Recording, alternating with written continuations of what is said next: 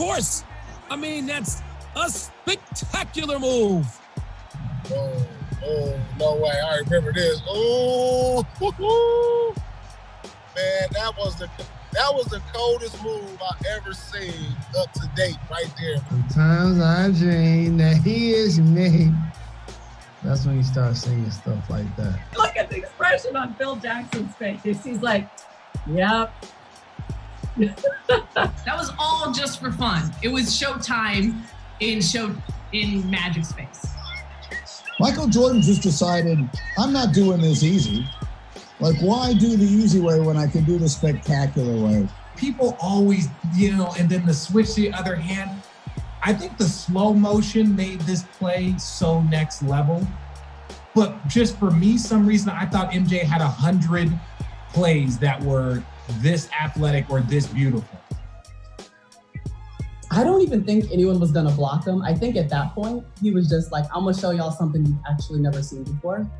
It's an anti-gravity move that none of you could pull off. I'm gonna stick my tongue out while I do it to remind you that this is an MJ signature written all over this, and you're gonna be running this back for years to come. And that's exactly what we're doing here. And everybody said, well, he was just showing off. No, he didn't, because you can see that he sees Sam Perkins, his college teammate, and he knows Sam is 6'10", with arms that go on to 7'8", and he knows Sam can block him, and so he makes the move. You never see nobody go with one hand, palm the ball, looked like he was about to dunk on the whole Lakers squad. Then he's like, you know what? I'm gonna just put it in the other hand and flip it up on the other side. Come on. Let me tell you something. This was the year I started covering them. I've been in a lot of places that got loud.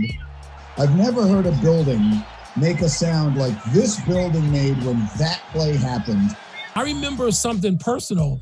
When he made the move, in press row, you're not supposed to scream out. You're not supposed to remark. You're not supposed to show facial expressions, especially back in the day.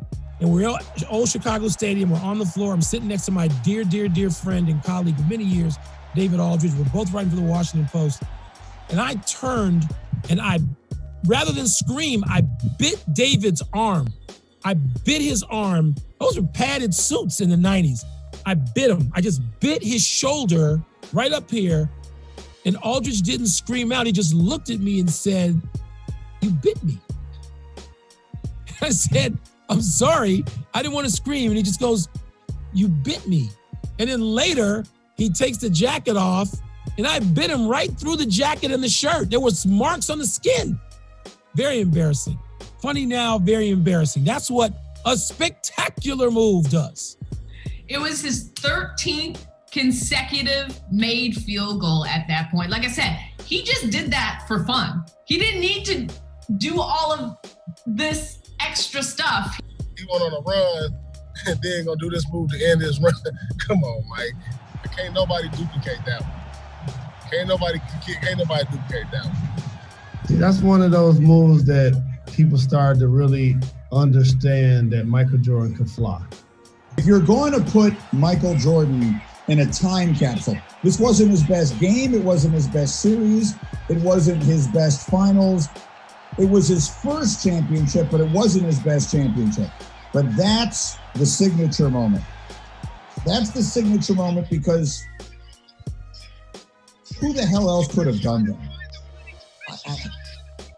Me being a Lakers fan, you thought Magic had one more in him.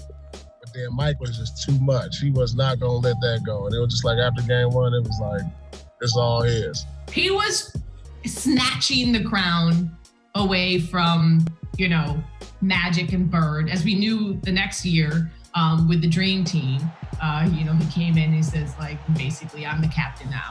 But that was the start of Magic in those finals. And that play just showing I am more than just a scorer. I am style. I am substance. I am the star of this league now. He was the most talented and best player before he was actually winning championships. That's what made his situation so unique, is that he was considered the GOAT while he was still playing. I'm telling you, the first three-peat team was better. They were better then primarily because of Jordan. For the second three-peat, Jordan was the best player in the league. For the first three-peat, Jordan was the best player ever. Jordan, for the first three-peat, was the best player in the history of organized sports. Thank you for watching ESPN on YouTube. For live streaming sports and premium content, subscribe to ESPN+.